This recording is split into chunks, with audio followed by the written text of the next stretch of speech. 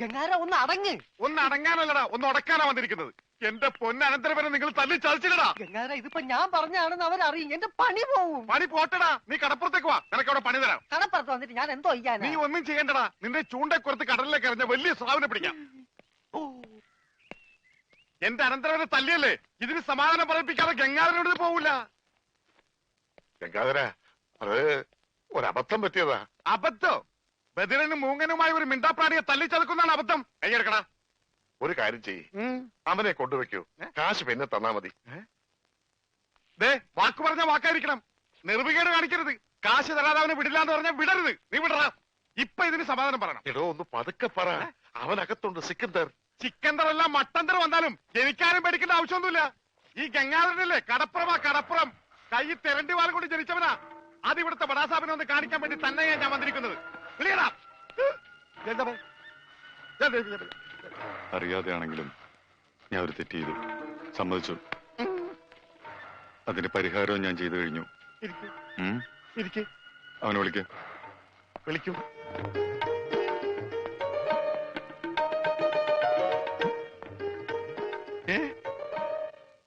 അവന് ഞാൻ ജോലി കൊടുത്തു, 5000 സാലറി. ഇതാ പോരെ? ഇനി ഇവിടെ നിന്ന് വാ വിളിച്ചാറുണ്ടല്ലോ.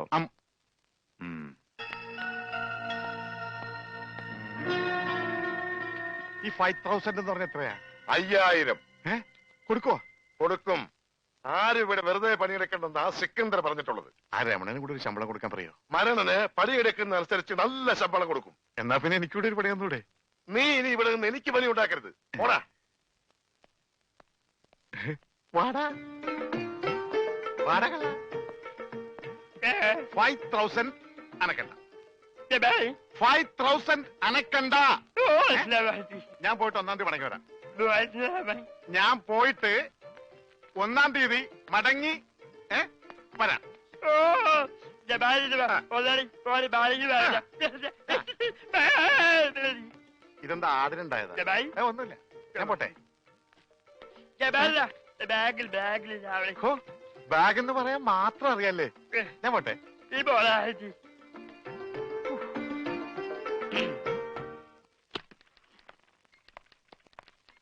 Good morning madam. മോർണിംഗ്.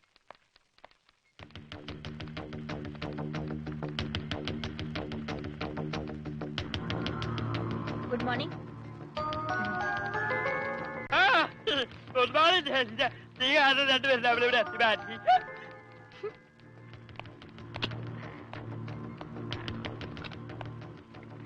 ഭയ്യ,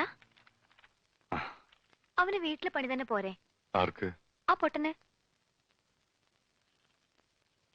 വീട്ടിലെ പണിക്ക് ആള് കുറവാ. ഇവിടെ ഈ 2 നാവും നന്നാല് കാതുമുള്ള ആളുകൾ ചെയ്തിട്ട് ശരിയാകാത്ത പണി അവൻ ചെയ്താൽ ശരിയാവോ? നിനക്കറിയില്ല, അവൻ മിടുക്കനാ. ഇവിടെയുള്ള ആരേക്കാളും മിടുക്കൻ.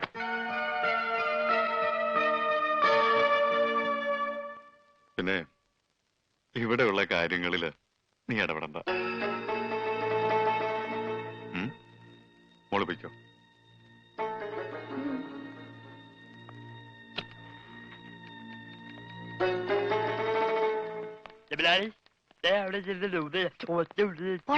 നീ പൊടി. എന്താ ജനൽ പാടിയാ? അതൊക്കെ കഴിഞ്ഞു. അവിടെങ്ങും പോയിരിക്കേ.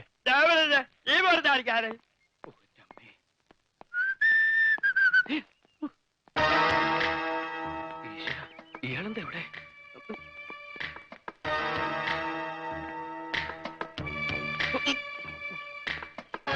എന്താടാ, കാശ് കിട്ടിയോ?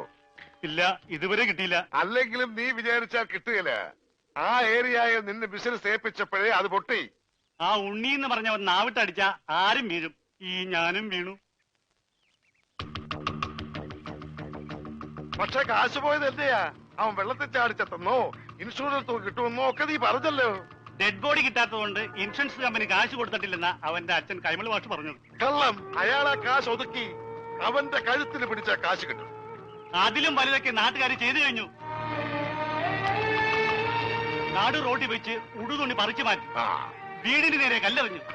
ഇനിയും പൈസ കിട്ടിയില്ലെങ്കിൽ വീടിന് തീ വെക്കുമെന്നാ നാട്ടുകാർ പറഞ്ഞിരിക്കുന്നത്. ആ നാട്ടുകാരായാൽ അങ്ങനെ വേണം.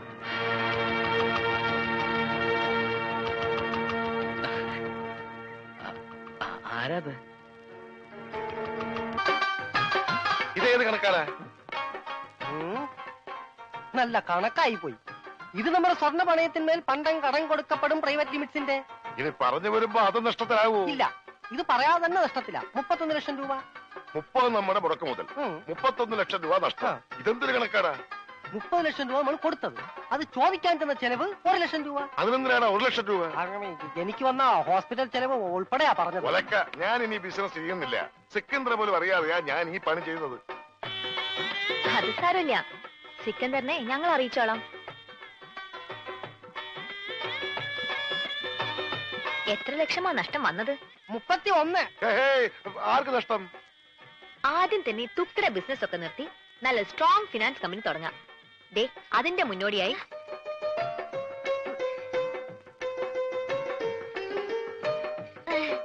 അത് കൊള്ളാം. ആദ്യ ബിസിനസ് അവള് തന്നെ ഇനോഗ്രേറ്റ് ചെയ്യാമെന്ന്. കൊള്ളാം. സിക്കന്ദ്രിൽ നിന്നും രക്ഷപ്പെടുകയും ചെയ്യാം. ആ ദേ, നാളെ 7:30 മണിക്ക് ഉദ്ഘാടനമെന്നാ പറഞ്ഞത്. പോടോ, നാളെ 7.5 ലക്ഷം രൂപ അവൾക്ക് കൊടുക്കണം. കസ്റ്റമർക്ക് അവള് കൊടുത്തോളും.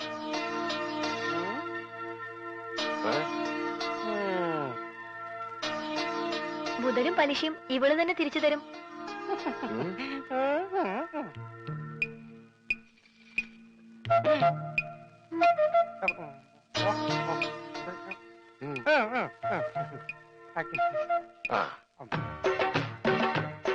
കൊള്ളാം.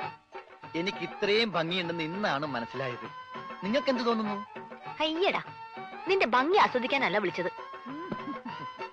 നീ ആ കണ്ണാടിന്റെ മുന്നിൽ നിന്ന് മാറി നിന്നേ. പെട്ടി താഴെ വെക്കടാ. വെച്ചു. പറഞ്ഞത് വല്ലതും മനസ്സിലായോ? മനസ്സിലായി. എന്ത്? പെട്ടി താഴെ വെക്കാനല്ലേ? ഊരിയിട്ട് വെച്ചിരും ഞാൻ. എടാ, ഇത് നിസ്സാര കാര്യമല്ല, വളരെ ഉത്തരവാദിത്തത്തോടും ബുദ്ധിയോടും ചെയ്യേണ്ട കാര്യ. എന്ത്? ഈ പെട്ടി താഴെ വെക്കണതാ? നീ എന്തൊക്കെയാ ചെയ്യാൻ പോണതെന്ന് ഒന്ന് പറഞ്ഞേ. ആദ്യം ഞാൻ കൈപ്പാങ്കുറ്റി ബസ്സിൽ കയറി 7 രൂപ 50 പൈസ ടിക്കറ്റ് എടുക്കും. എന്നിട്ട് ബാക്കി വാങ്ങും. എന്നിട്ട് ഞാൻ കൈപ്പാങ്കുറ്റി സ്റ്റോപ്പിൽ ഇറങ്ങി മൈക്കിൾ മാഷിന്റെ വീട് ഏതാന്ന് ചോദിക്കും. മൈക്കിളല്ല, കൈമൾ മാഷ്. ആ, കൈമൾ മാഷ്. ബാക്കി ഞാൻ അതെന്താ? അതൊക്കെ ഞാൻ കള്ളാസിൽ എഴുതി പോക്കറ്റിൽ വെച്ചിട്ടുണ്ട്. കൈമൾ മാഷിന്റെ മകന്റെ പേരെന്താ? കൈമൾ മാഷ മകന്റെ പേര്? ആ, മരിച്ചുപോയ ഉണ്ണി. മരിച്ചു പോയിന്ന് എടുത്തു പറയണ്ട, ഉണ്ണീന്ന് പറഞ്ഞാ മതി. മതി. അപ്പൊ നീ ആരാ? രമണൻ. സോറി, മരിച്ചുപോയ ഉണ്ണിയുടെ ക്ലോസ് ആയ ഫ്രണ്ട്. Close friend? ആ, അത് തന്നെ. അല്ല, ഒരു സംശയം ചോദിച്ചോട്ടെ, ആരായി ഉണ്ണി? ഈ ഉണ്ണിയെ കണ്ട എങ്ങനെ ഇരിക്കും? അല്ല, പോണ വഴിക്കെങ്ങാനും കണ്ടു ഞാൻ പിന്നെ അവിടം വരെ പോവാതെ അഡ്ജസ്റ്റ് ചെയ്തിട്ട്. ഓ, നിനക്കൊന്ന് പോവാൻ പറ്റുമോ? അല്ല, വേറൊരു സംശയം. ഞാൻ തന്നെ പോണോ? ഞാൻ തന്നെ പോവല്ലേ? ഞാൻ തന്നെ പോവാം. എടാ പെട്ടി. ഓ, ഈ പെട്ടിക്ക് ഭയങ്കര മറവിയാ. എവിടെയെങ്കിലും വെച്ച് അവിടെ ഇരിക്കും. ഞാൻ തന്നെ പോകാം. നിർത്ത് നിർത്ത് നിർത്ത്. ഇത് കൈമൾ മാഷിന്റെ വീടല്ലേ? ആ, എനിക്കെങ്ങനെ അറിയാം? എങ്കിൽ എനിക്കറിയാം. ഇത് തന്നെയായിരിക്കും കൈമൾ മാഷിന്റെ വീട്. വെറുതെ തെറ്റിക്കല്ലേ? മാറേ, സൈഡ് തന്നെ, ഒരാൾക്കുള്ളൊരു വഴി തന്നെ, പ്ലീസ്. ഹലോ, ഒന്ന് നീങ്ങിയേ.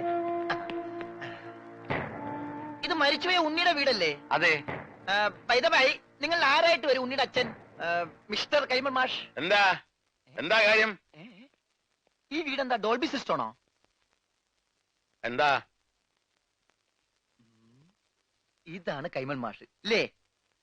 എന്താ തന്റെ ആവശ്യം? ഞാൻ യൂണിവേഴ്സൽ ആൻഡ് യൂണിവേഴ്സൽ കമ്പനിയുടെ മുതലാളി പറഞ്ഞിട്ട് വന്നാണ്. അതായത് മരിച്ചുപോയ ഉണ്ണിയുടെ പാർട്ട്ണർ. പണമാണോ പ്രശ്നം? അതെ, അത് തന്നെയാണ് പ്രശ്നം. ആ, എങ്കിൽ ഈ ആൾക്കൂട്ടത്തിന് മുമ്പിലെ താൻ കൂടെ കയറി നിന്നു. വീട് കത്തിക്കാൻ നിൽക്കുന്നവരവരല്ല. വീട് കത്തിക്കാനോ? അതെ, താൻ കൂടെ കുടിക്കോ. എന്നിട്ട് എല്ലാരും കൂടെ ചേർന്ന് ഞങ്ങളെ കൂടെ ചുട്ടരിക്ക്. അതോടെ നിങ്ങളുടെ കടബാധ്യത തീരുമെങ്കിൽ ഒന്നടങ്കം തീരട്ടെ. ഉള്ള കാര്യം പറയാമല്ലോ, എന്റെ നീ ഒരു 10 പൈസ അവിടെ എടുക്കാനില്ല. ആത്മഹത്യ ചെയ്യാനുള്ള തന്റെ ഇടവും ഞങ്ങൾക്കില്ല. കത്തിച്ചു, ഞങ്ങൾക്കും അതൊരു പരിഹാരമാകും. ഇങ്ങോട്ട് ആണടാ, രാവിലെ പെട്ടി നോക്കി വന്നിരിക്കുന്നു പണം വാങ്ങിക്കാൻ. എടാ, നിന്നെ പോലെ തന്നെ പണം വാങ്ങാൻ വന്നവരാണ് ഞങ്ങളും. അയ്യോ, ഞാൻ പണം വാങ്ങാൻ വന്നതല്ല, കൊടുക്കാൻ വന്നതാ. ഈ പെട്ടി ഉൾപ്പെടെ. എന്താ പറഞ്ഞേ? പണം കൊടുക്കാൻ വന്നതാണെന്ന്. ആർക്ക്? കൈമൾ മാഷിന്. ഞാൻ മലയാളത്തിലല്ലേ ആദ്യം നിങ്ങളോട് പറഞ്ഞത്? യൂണിവേഴ്സൽ കമ്പനി പൊട്ടിപ്പൊളിഞ്ഞ് പാലിഷ് ആയെങ്കിലും ഇപ്പൊ അത് ലാഭത്തിലാണ്.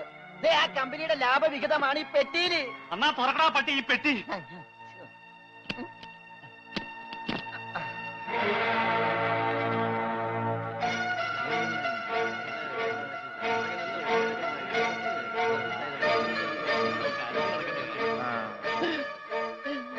എന്റെ അമ്മേ.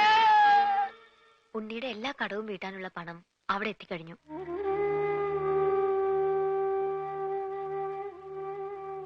ഒരു കുടുംബത്തിന്റെ മുഴുവൻ ജീവനും മാനവും രക്ഷിച്ചത് എല്ലാവരുടെയും പ്രാർത്ഥന ഉണ്ടാവും.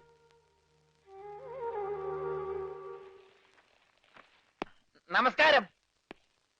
ഈ സദാശിവൻ കൈമളുടെ വീടല്ലേ? എന്താ? ആ സദാശിവൻ കൈമൾ ഒന്ന് കണ്ടേച്ചു പോകാന്ന് കരുതി. ആള് ഞാനാ. കണ്ടില്ലേ?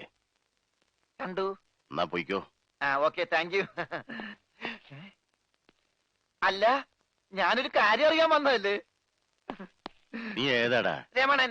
ഏത്? ചെങ്ങമ്പുഴയുടെ രമണനോ? ചങ്ങമ്പുഴയോ? എന്റെ വീട് കോന്നിപ്പുഴ അടുത്തല്ലേ? ആ, ഞാൻ ക്ലോസ് ആയപ്പോ ഉണ്ണിയുടെ മരിച്ച ഫ്രണ്ടാ. മരിച്ച ഉണ്ണിയുടെ ക്ലോസ് ആയ ഫ്രണ്ടാ. നിനക്ക് വല്ല അസുഖമുണ്ടോ? ഞങ്ങള് ഫ്രണ്ടുക്കളാ. ആട്ടെ, നിനക്കിപ്പോ എന്താ അറിയേണ്ടത്? ആ, ഇവിടെ ഒരു പെങ്കൊച്ചുണ്ടായിരുന്നല്ലോ, ഉണ്ണിയുടെ മുറപ്പെണ്ണ്, മിസ്റ്റർ സുജാത. ആ എരണം കെട്ടവളുടെ പേര് ഇവിടെ മിണ്ടരുത്. ശരി, പേര് പറയുന്നില്ല. ആ കുട്ടി ഒന്ന് കാണാൻ പറ്റും? അവളിവിടെ ഇല്ല. അവള് ഭർത്താവിന്റെ വീട്ടിലാ. ഭർത്താവാണ് പോലും. ഭർത്താവ്. ഫു.